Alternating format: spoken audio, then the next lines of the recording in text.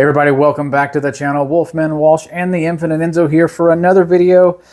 Finally, and I love saying finally because we say it every time because it's been like a month or more since we've done a combined video. Yeah. It may have been more. Yeah, I think it has been. Yeah, we do see each other and we have card nights. We had birthday trips and things like that. Oh, yeah. But to actually sit down and film a video, we haven't had the time lately. Haven't had the time. But we have had a lot going on. A lot of cool stuff been happening. A lot of whiskey involved. Yeah.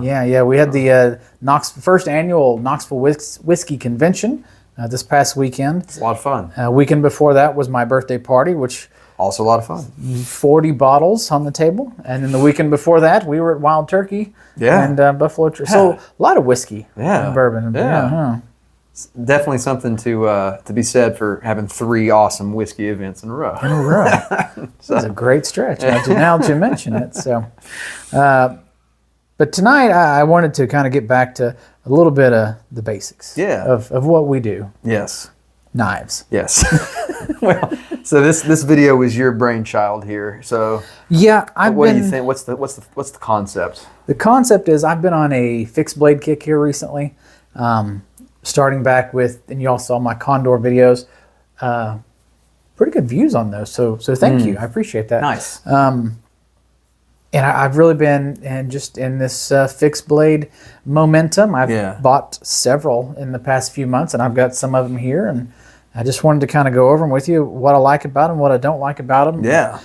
Why they're in the pocket or on the belt more than others. Yeah. And just why I think you should own one. Nice. That sounds awesome. And then, so I went ahead and picked out a few of my favorites. Most of them are outdoor. One is a kitchen knife. But yeah, so I mean, I'll hop in as it feels right. Yeah. Do you want to go through all yours and then mine, or one at a time, or what are you feeling? We'll go back and forth. Keep it fresh. Keep it fresh.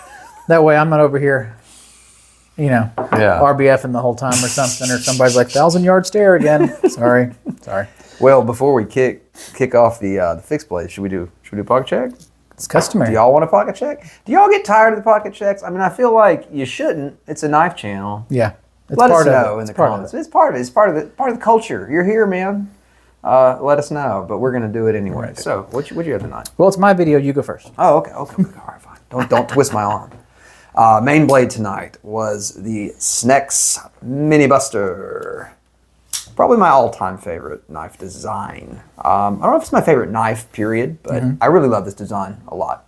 And it's very easy to work on, very easy to take apart. I noticed today the blade was a little bit off center, and I thought, no, that's weird. That blade should be centered. Yeah. Took it apart, cleaned it, right back to center. So, yeah, it's a great knife. A knife maker and a knife designer. Exactly. We're going to get to that in a later video, but yes, he makes knives and designs knives. So, a lot to appreciate there. The slip joint today was the Boker Club. I've been carrying a lot lately. Yeah. Beautiful beautiful burlap micarta on there. Copper integral frame. Really awesome knife. That was a Smoky Mountain Knife Works exclusive. I think they're all gone now. But yeah, just a beautiful knife. And lastly, I had another Boker, the Vox F3 in carbon fiber and titanium. I love this thing. Really love this thing. It's actually, it could be my favorite Vox design that I own. It's really good. What do you think about that orange peel on the pocket clip? I did that because the anodizing started wearing away and it made the pocket clip look like crap. So yeah, that's called orange peel. Yeah. So when I look at this, the thing that comes to mind first, and this is going to be weird. You ever did the science project when you were in school where you put like the water in the dish soap and it kind of made that... Maybe. That sounds familiar. Ripply... I'll put a video in here so you'll understand the oil and water where it doesn't mix and it's just kind of this... Almost like what epoxy resin does when you add the kind of the glitter and the dye to it. It gives this swirling look to it. Yeah. It looks like a fluid swirling mixture. I think that's actually pretty cool. Okay, cool.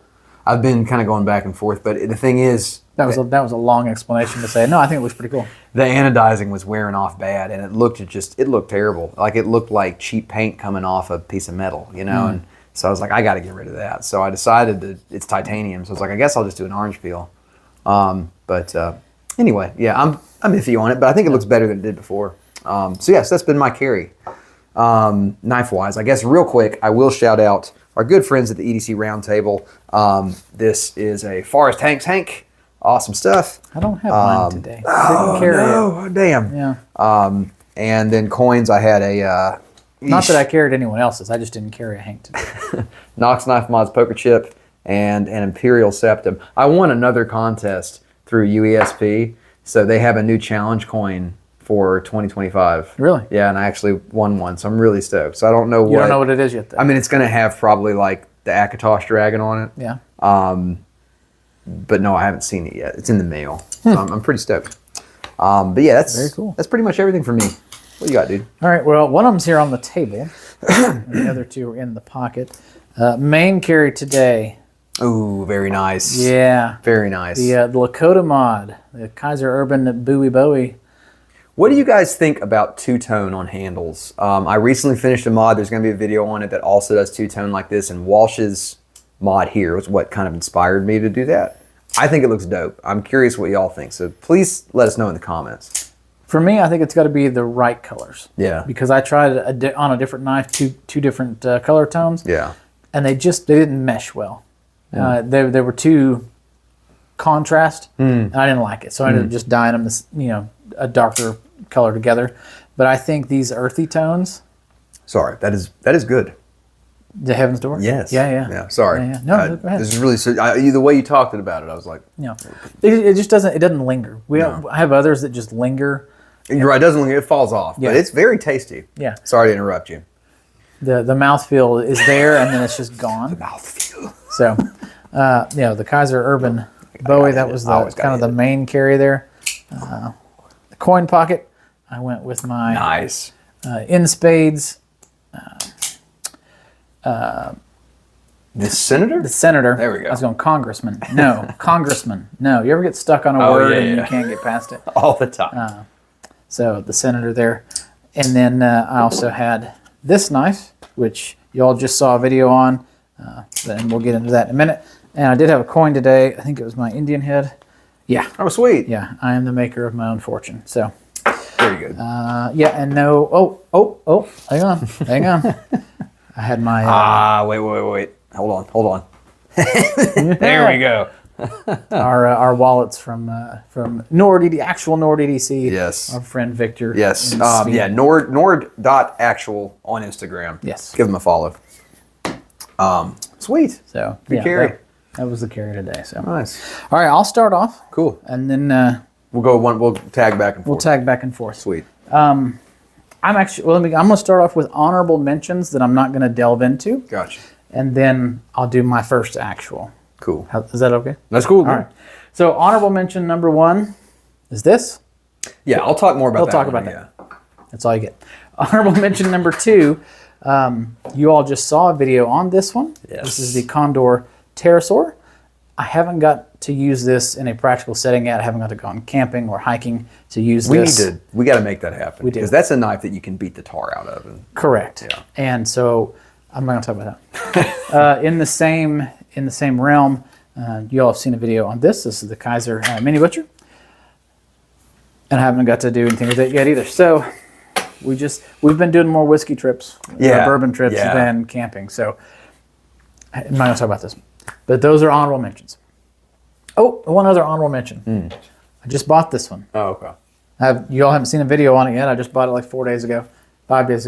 This is the brand new Kaiser Quaken. This was a March drop for them. I picked it up at Smoky Mountain Knife Works pretty much the day that it was available. Went up there and saw my buddy Greg. And this is not what I went in for, but I can't not go. They moved the Kaiser booth again. Oh, really? It's like musical chairs over there. It's behind case. Oh, that's weird. Yeah. Wow. Okay. Interesting. Behind case next to Swiss Army. Did you ask Greg what was up with that? I was like, you just keep me guessing every time. Well, he's like, well, that's how we get you to walk around the entire store. We just keep moving stuff around. So, oh, man. So I saw this, and I'm not going to delve too deep into this, other than to say, or too deep. Other than to say, hubba hubba hubba. Hubba, hubba, hubba. It's not a SMKW exclusive, is it? No, it is not. Okay. It is on My the only question. no, Just curious. it's on the Kaiser website. If you're on the email for the Kaiser Club and things like that, you got it on March 1st or 2nd. So, okay, now I'm going to talk about my first one. Let's do it. Sorry about that. So the 5 that I have here, these are my 5 most carried and most used fixed blades, and I'm going to tell you why they're great, why I think they're great, and kind of what, I don't know the term or the word I'm looking for, how I use them. We'll say that. So I'm going to start with the best first. I'm not saving the best for last. I'm just going to hit it straight from the top here. I would agree with that. That's a sweet knife. And I'm going to start with my Condor Mountain Intent Spur fixed blade here. Yep. 14C28 on the blade. Micarta handles with this paracord inlay. Yes. That's the only part I really don't get about this knife, unless it's just an aesthetic thing.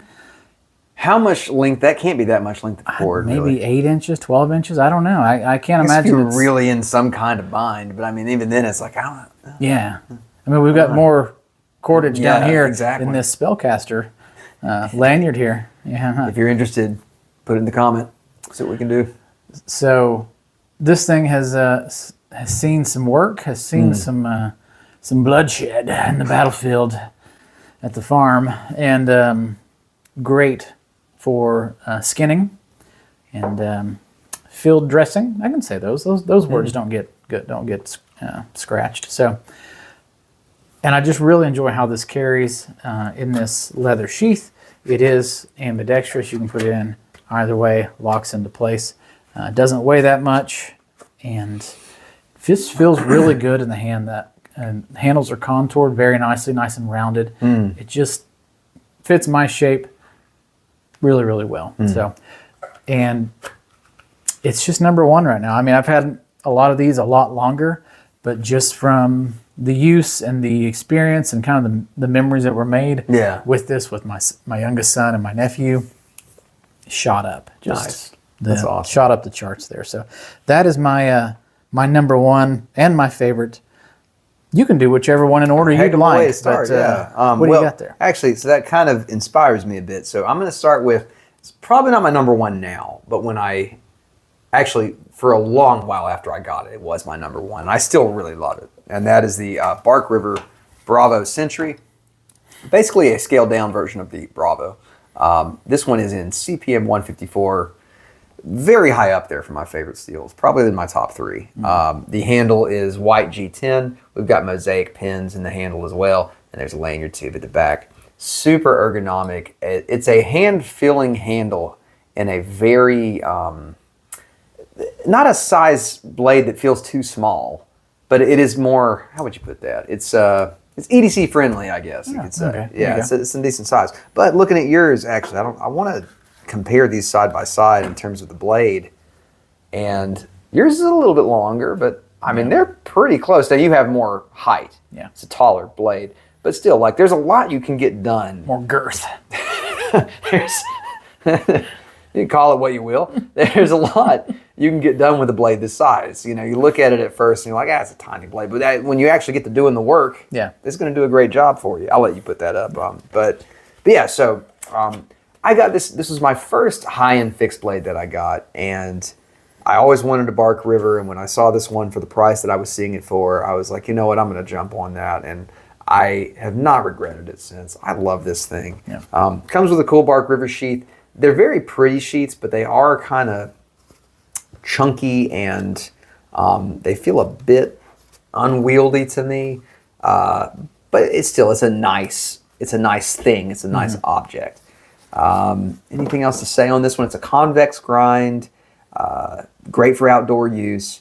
Yeah, I think that's about it. And it's seen a little bit of outdoor use. I used it on our camping trip when we went to Run Mountain. Yes, to Run Mountain. So yeah, awesome blade. That is my not my number 1 now, but very well esteemed knife, the Bark River Bravo Century.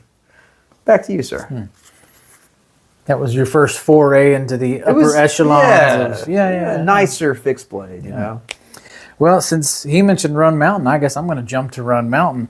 And one of the knives that we both took to Run Mountain, Oh, yeah. and is kind of a staple in the fixed blade world. If you don't have one, you clearly don't know what you're doing. I'm just kidding. This is the SE Azula 2, 1095 Yeah. on the blade steel. It is Cerakoted. Beautiful, beautiful knife. Yeah. These handles came in a, gosh, they said tan, which this Cerakote also looks kind of tan, but it had a different name to it. So, but they were very monochromatic. Yeah. Yeah. And I wanted to dye it blue, and so there was a video a long time ago. One of the first videos I ever did. Gosh, yeah. A dye job, just dyeing these handles navy blue. So, yeah, not much to say about this. If you break it, they'll replace it. It's backed for life, and you can read a bunch of stories of people breaking their blades and getting replacements. So, probably my favorite neck knife. I love that as a neck knife. It is a great neck knife. It really is. Not my favorite neck knife. That's down here. Okay, but sweet. Well, we'll get to that then. We'll get to that. Yeah. But this, I do neck carry this. It prints a bit, but still, like for the capability of it, it's really nice. Super capable. Yeah. So, and we put it to the test in that camping video. I'm gonna link that up we here. Should. It'll be up it's here. Very relevant. That video needs some love. Go give it some love. So yeah, very proud of that one. That's one that I'll go back and watch. I'm still in the neck carry configuration. Mine is too. I didn't include mine, but mine is also. I still I don't net carry it so much these days, but I still have it set up for it when we go hiking or something. My turn? Your turn. All right, sweet. I'm going to jump to a new one. This doesn't have a name. I call it a farm hand cleaver, but because the guy who made it described it as being a farm tool. Now, I don't necessarily look at it that way because there's a certain way you could hold that would not really have anything to do with farming. I won't get into that, but it's a cool knife. My boss, John, my former boss, John of Primo Knives, his theory was that it's kind of a cheese cleaver and that you press down on it and do like that. And it probably would work great for that. But the backstory behind this is that it comes from the beautiful country of Sweden, and it was made by a fellow, and I can't remember his name. I think his shop is named after him, but the name of the shop is Sme Johan, which I think, God, don't quote me on this. If I were to guess, I would guess it's like Smith Johan or something like that. Really cool shop. If I have some B-roll, I'll send it to you for this section, but it's in this town called Hagbo in Sweden, and it's just this blacksmith shop in the middle of this like sort of resort kind of town, and the guy is doing sort of primitive style blacksmithing and doing a beautiful job at it. Was this the guy that had all the anvils in the yard? Had like 20 anvils in the yard, and John at the time, he turns to me and goes, one of those anvils at home would be like $10,000. So, really cool stuff. And I had been, I'm not going to go too long into this. I'm going to keep it brief. I had been searching the whole trip when I was in Sweden. I'm like, I'm buying knives, one for me, one for Walsh. And I've been looking everywhere. All the stores in Sweden close at like 3 p.m. And I walked into one at like 2:58. They wouldn't let me look at any knives, so cool. So I just happened to cross these, and he had 3 of them. 1 was tiny, and 2 were the same size. And I said, that's it. So got one for myself. I got one for Walsh. And I just think these things are super cool, and I really prefer them over having gotten something more branded, like a Castrum or a Hella or something like that. I'm really glad I got these because I got to meet the guy who made them, and I got to see the shop, and I got to record in his shop, and he was super cool. Like, he was a really nice guy. Obviously cared about the craft a lot. So these are super neat. I love his maker's mark right there as well. Steel is very soft. I've sharpened it, and it wants to roll a little bit. So on the flip side, it's like, you could beat it up and it's just going to roll. It's probably not going to chip, but it is soft. However, it's just aesthetically cool. I just think it's cool. I put the handle wraps on myself, and then I made these sheaths. They are nothing up to what somebody like Joe from Lancelot could do, but they're still decent little sheaths. EDCRoundtable.com. Yeah.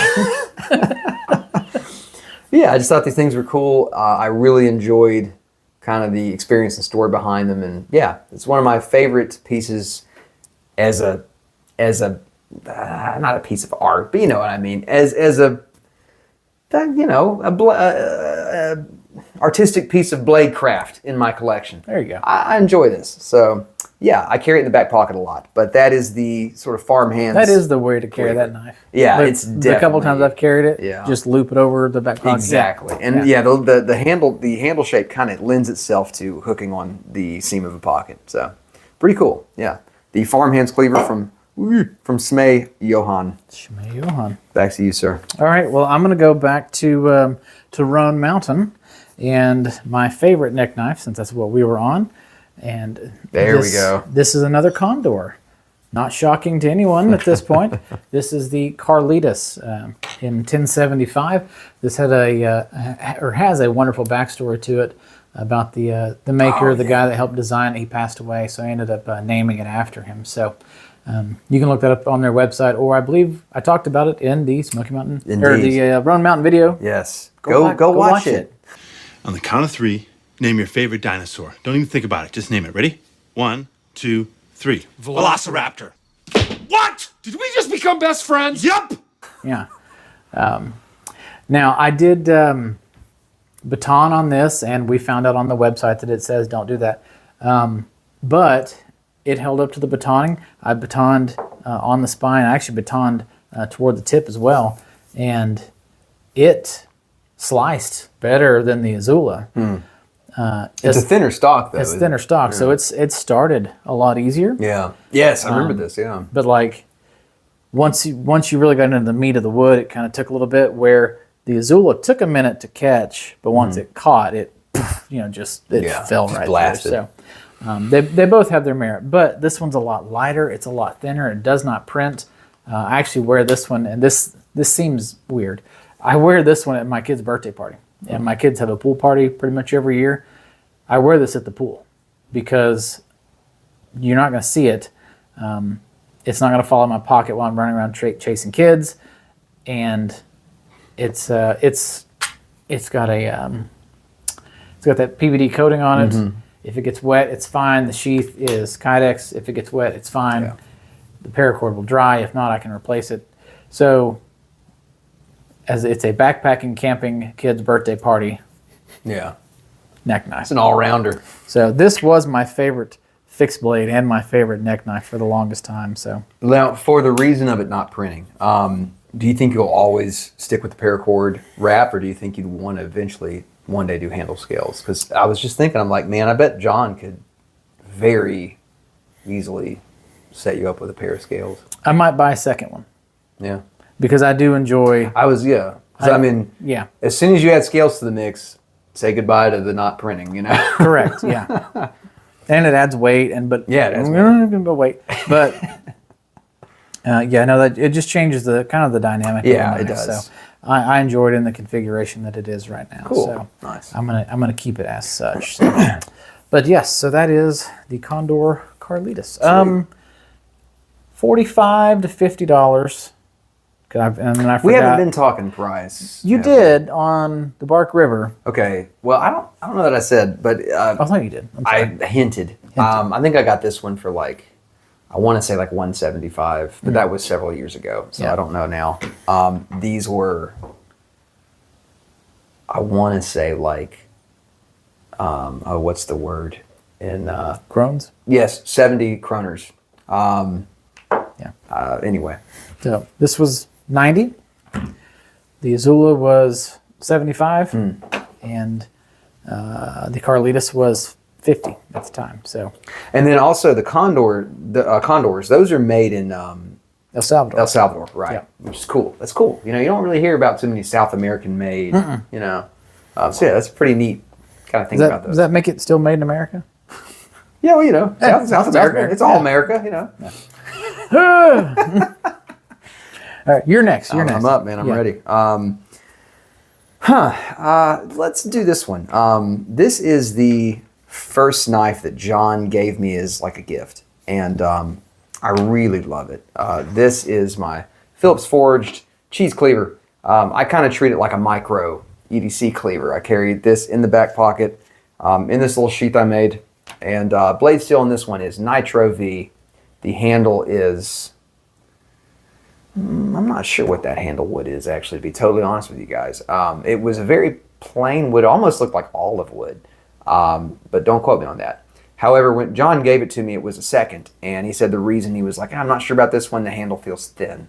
And so to counteract the thinness of the handle, I decided to texture it. I just basically did rock carving on it and then dyed it this kind of midnight blue, and I like it quite a lot. I think it bounces off the brass pins really nicely. But yeah, I really love this piece. I was back pocket carrying this a lot until this showed up, but I need to start alternating back into this one again because, yeah, it's dope. Having that JPF when John does his Phillips Forge designs, which is increasingly rare, having that on there means a lot to me. And yeah, it's just a really special piece. All of my pieces that John designed, I hold in high regard. But this one, being my first one that he gave me, really means a lot. And it's a very capable knife, and it is really good at slicing cheese. But it's good at all kinds of little tasks. So, yeah, I guess that's about all there is to say on that one. Yeah, it's cool. Just a cool little knife. Love the finish on it. I love the kind of the what did he call this? He made dies to press that finish into the steel. Oh, he didn't hammer that in? No, he didn't hammer that in. It's basically like these dies that he made, and he uses a big hydraulic press to smash it down and put the texture into the steel. Interesting. Yeah. Now there's some he has hammered, which I'm getting off on a tangent here. Maybe you'll see at some point. I'll talk to you about that. But no, anyway. Yeah, cool knife. Love it. The cheese cleaver. Nice. Yeah. Well, I'm going to segue that into another cleaver-esque type of knife. This has been one of my most popular videos that I've ever done. Yeah.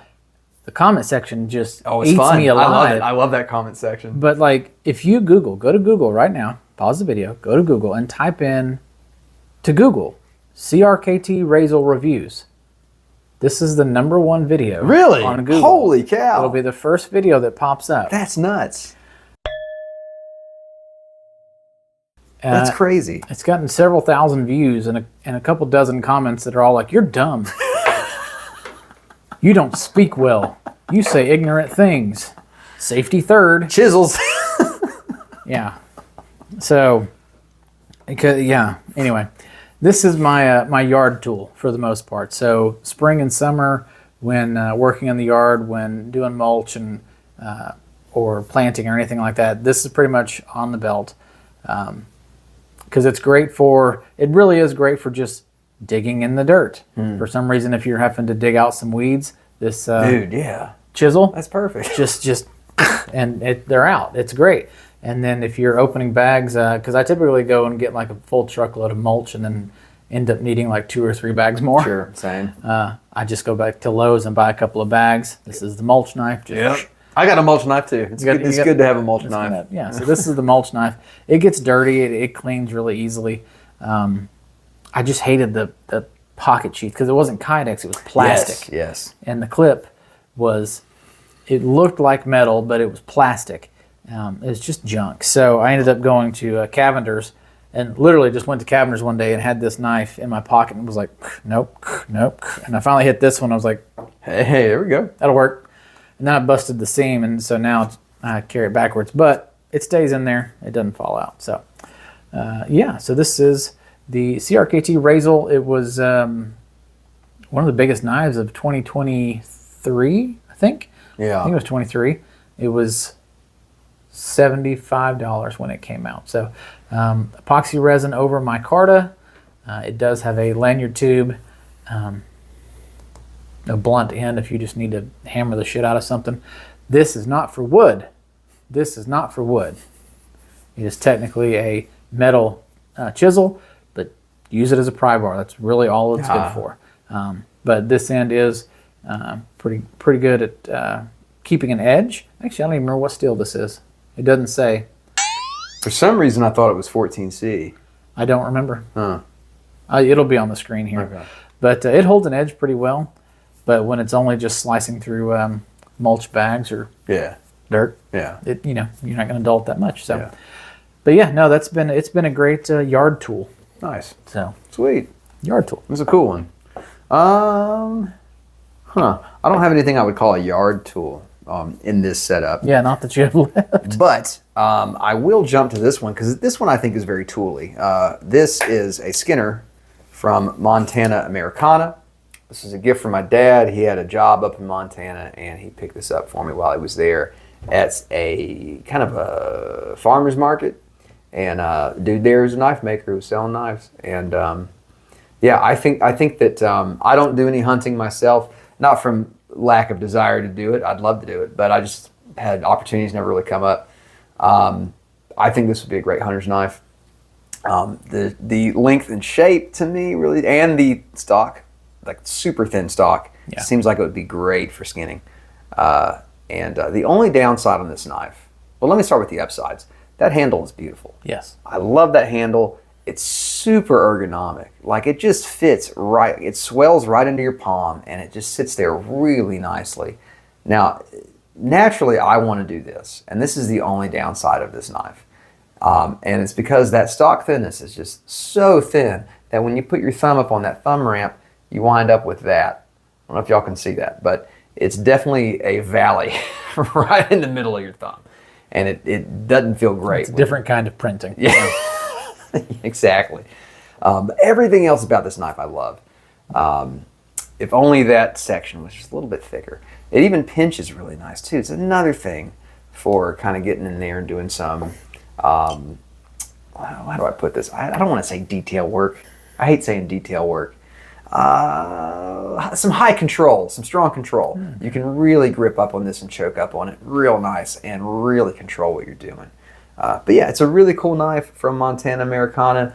And this is one of those dudes that is a talented knife maker, but they're just not on the interwebs really. So kind of hard to find. But if you're in, what town was he in Montana? I'm not going to be able to wasn't remember. there. Now you weren't there. I don't know why I'm asking you. In case he told you, maybe you never know. He was in a town in Montana, and I wish I could tell you which one it was, but oh well. Yeah, look out for Montana Americana. Really cool stuff. So yeah, this one is definitely one of the more tooly ones I feel like out of this collection. So, I like the sheath. Comes with a sheath. Yeah, I don't know what the price was on this one. No idea. It was a gift. My dad didn't tell me the price, and then it's a button clasp sheath, which I don't know. I'm fine with that, I guess. It's not fast, but you know. Now, I will say I used to have a knife a long time ago that had a button clasp sheath, and I loved it. Yeah. For that purpose, because no one's going to take it. Yeah, that's true. And it ain't going to fall out. Yeah. And so I don't know. I got a special place for the button clasp. Okay. Yeah. All right. So cool. no, I really like that sheath. Yeah. I mean, and it's it's purposefully designed for this knife, which is super cool, and it's well made. It's welted and all that good stuff. So I mean, and stitch and everything. It's a decent sheath. So cool. Anything else I was going to add on that one? I think that's it. Yeah, cool knife. I really love it. Yeah. To you, sir. Well, I'm down to my final one. How did I? Okay, sorry. I had 5 with honorable mentions. You had 6. Yeah. And I started. I should have let you start. Crud. And then it's fine. It's all good. It's fine because your last 2 are kind of together. Yeah, they are kind of. I'll present them together. Yeah, We'll do that.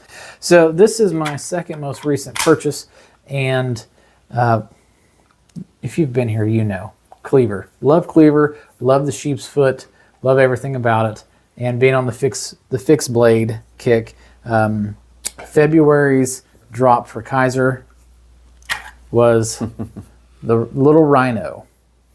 This is the funkiest, coolest little fixed blade, and DCA beat me to it.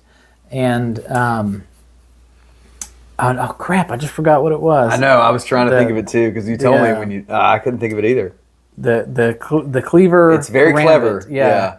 And the Clambit. Clarambit? No. The Clambit? The Clambit. Yeah. The Clambit, and he beat me to it. So yes, this is a Clambit. It comes with this Kydex sheath with this belt lock system. Now this belt lock system is kind of the only thing I'm still learning how to use or learning how to get used to. It's very interesting. The flap here that you would think is the closing mechanism is not. It's actually the locking mechanism. You have to feed your belt into this section and then close the back So that feels kind of backwards, especially when you're putting it into your belt. And depending on where you carry it, I carry it scout carry at my rear belt loop. So this goes to the left of center of my belt loop to where when I pull, it catches that middle belt loop in the back to hold it in place so I can pull it out. And I can pull it out with my finger already in the cranbit ring, and it's ready to go. It's very ergonomic. It's very comfortable to carry. It's very comfortable to sit. Like even when I'm driving my truck, it's back there. I know it's there, but I don't feel it. It's not digging into me. It's not digging into the seat. If I need to turn around and smack a kid, you know, it doesn't bother anything. So, seats very well. It's not going to fall out. So that's the sheath. Let's get back to the important stuff. Micarta handles. There was a couple different versions of this. You all have seen this on the video that you saw last week. I love those handle scales. They're very cool. They're very cool. They're not comfortable, but they're not comfortable. I don't really feel them. It's just weird wavy ripple, and I thought when I first got it, I'm like, that's not really going to be comfortable in the hand, but I don't feel it. Yeah, that's kind of what I thought about it too. It's more of an artistic. Yeah, it's an aesthetic. Yeah, an artistic aesthetic. So, but it's very cool. Great jumping across the top, and it is AEBL steel. Yeah, that's my super first cool. knife in AEBL. So, yeah, you don't see AEBL a whole lot in the production world, so it's pretty cool. It's really cool. So I'm looking forward to seeing how that patina's up over time. Yeah. I remember watching one of the videos on it when they were doing the drop. Somebody was like, "I'm going to slice every orange I can find just to see what it does to it." So I'm not going to do that, but that would be interesting to see. But I just think that's just a wicked. It's a very cool shape. Very cool design. Yeah. And Kaiser's doing its thing right now, and that's going to have to be another video where Kaiser's throwing everything at the wall to see what sticks. They are. And for me, this one sticks. And the price, killer, $60. Yeah, that's pretty awesome. You can't. There was one in Nitro V with a G10 handle, which I think was the $67 one. 67, 69. So this was the less expensive with the micarta and the AEBL. It's mind blowing. Yeah. How they're getting away with that price and how much knife you're actually getting. So yeah, kind of my second favorite fixed blade at the moment. I mean, but it's pretty close. If it wasn't for the memories that I got with this one, had more of an emotional connection to the clam-bit here would be number one. But do you prefer? I know you're a cleaver guy, like obviously, but that blade shape over this one in terms of a fixed blade, you prefer the cleaver shape? No, I prefer this one. Okay, because I would agree with you. I would think I would go with this one too personally, but yeah, but they're both attractive. Though. Yeah, they're both attractive. This one's just it's that funky thing. You know, I always go back to funky. I love a funky, functional blade, and now I can say a funky, functional fixed blade. There you go. There we go. So, all right, finish this off I'll here. Close this out here. So I've got two left. I'll start with these are both Primos. They're both awesome. There is one, however, that would probably be my number one, and that is this Primo Spirit paring knife. I love this thing. When I worked at Primo full time, I carry this thing almost every day for good reason. I think it is. Man, it's almost, if I could design a fixed blade, it would be this almost. Like the length is perfect. It's right around 4 inches. The profile of it, I think, is absolutely gorgeous. It looks like an arrow flying through the air to me. That's what I see when I look at it. And the blade steel is AEBL, awesome steel. Really cool stone wash on it. And it's got John's kind of signature pinch grip there. And so it's obviously it's made for culinary tasks. Yeah. But I love it for everything. I use it for just literally anything I can think of. I have not beat the tar out of it yet. It's not made for that. Right. But it is made to just slice. Look at that blade stock. Like that thing is crazy thin. And it slices like a dream. It's in need of a good sharpening. So that's kind of, because it gets tons of use here at the house. So I really do need to sharpen it. But what I want to do is on our next camping trip, I'm going to bring this thing along. I'm not going to baton with it, okay? Right. But I am going to do some. That's what this is. Yeah. Exactly. About the same. Yeah. About the same size. Yeah. So But I this is am the going baton. to feather stick with this. And I think it's going to make some beautiful feathers. I'm really looking forward to that. And just little tasks, you know. But cutting and slicing, this thing is a dream. Really love this knife. It's in this sheath here that I stole from my Spyderco Bow River, which I have liked less and less since I got it. But I put this kind of extra layer of leather on the top of it to hide the Spyderco logo, but it fits in there just wonderfully, and I think it looks the business. I love the look of it. So that is the Primo Spirit Paring Knife. This one's in Claro Walnut. I was like, you didn't even talk about my favorite part. Yeah. Oh, the handle? The handle. Yes, that's a cool story. John, I don't know if I can tell that story. Maybe I can. I think I can. This walnut's from Mercedes-Benz. They had a bunch of walnut that they thought was defective in some way, that they couldn't use for the cars, for the interiors. And John was like, that is perfectly good walnut. Yeah. And so he bought up a whole bunch of it from Mercedes. So yeah, cool Mercedes-Benz handle there. Yeah, so that's my Spirit Paring Knife, and then I have one more Primo here. Now this one's strictly a kitchen knife, obviously, but it's my favorite one. This is a Santoku. The reason I love this knife so much is that Damascus finish. I don't have a whole lot of Damascus in either fixed or my folding. I have one. There you go. Okay, yeah. You got the Rough Rider there. It's not the same. It's not the same. There's something about the way John finished this one. This is Austin, but he did some combination of polishing and acid etching over and over again until you wound up with this very textured, very contrasty finish. And I think it's absolutely gorgeous. I really love this piece.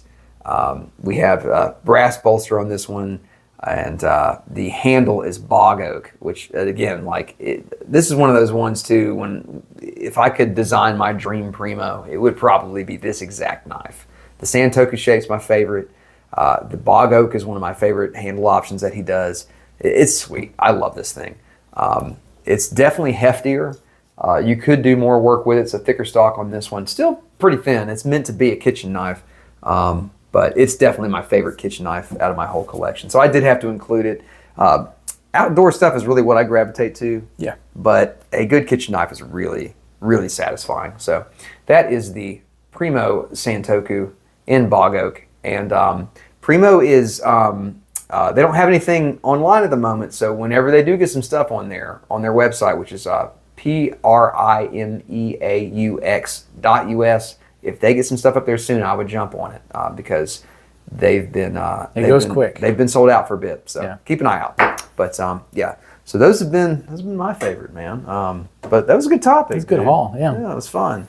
Yeah, we've done other favorite designers here recently, and John was in on that. Yeah, John was on that one. Yeah. So I was like, man, we haven't done a favorite fixed blade, and I've purchased several fixed blades recently, and that's just where I've been kind of living. But yeah. It's kind of the fortunate, unfortunate thing where winter isn't coming. It's leaving, and sorry, go ahead. We're gonna get back into spring and summer, and it's just gonna be shorts and light knives and not big hefty knives anymore. And that's true. It kind of makes me sad knowing that I can't go to the baseball field and carry that. People would look at me stranger than they already do. So.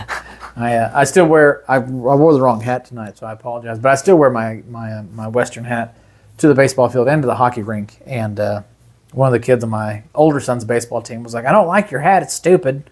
And I was like, "Well, you should learn to throw." That's so. I wear my hats all the time. That's good though. He doesn't throw that well. I wear my hats all the time, and I was in line to pick up my kid from school, and one of the safety, what do you call them? Safety patrol. Yeah. Safety patrol. Yeah. One of those kids, they open the door and they let your kid in the car, and he opens the door and goes, "Well, howdy," and I said, "Oh God." Whatever, kid. Thanks. Well, we do get some good comments though. Mostly good. Yeah. I had one guy that was like, "Man, I wish I could get a hat like that." And I said, "Buy one. Get one, man. Do it." Yeah. Yeah. Seriously, there's nothing stopping you. Go for it, man. You are in your own way. Just go buy one and wear it. Yeah. Screw everyone else. Absolutely. But yeah, we decided to do the ball caps tonight. So mixing up a bit. It's my fault. But anyway, thanks for doing this with me. Yeah, it was fun. Yeah, Enjoyed it. I wanted to share, and I wanted to show off my new. Yeah. He hadn't seen this one yet. No. So, and you guys will get a video. That one on is this. almost feels tactical. I like that. Yeah, it's a good word for it. That's a good word for it. So, I haven't carried it yet. So I'm still carrying this one pretty much on the daily when I can, and I can't wait because my 10 days or whatnot that I try to carry will be up for this one, and this weekend we'll be starting this one. So sweet. But this one I can get away with at baseball and hockey because of the scout carry. Yeah, and it's so it blends in compact. Yeah. This one I don't know. I'm gonna give it a shot this weekend at hockey to see if anyone yells at me. But now I'm looking forward to that. So anyway, thanks for stopping by. Like and subscribe if you haven't done so already. Leave us a comment. Any questions you have about anything on the table? Yep. Throw it down there. We'll be happy to answer it. We'll do our best anyway. We'll do our best. But I'm Wolfman Walsh. I'm Enzo. And we'll catch you on the next one. Peace, guys. Take care.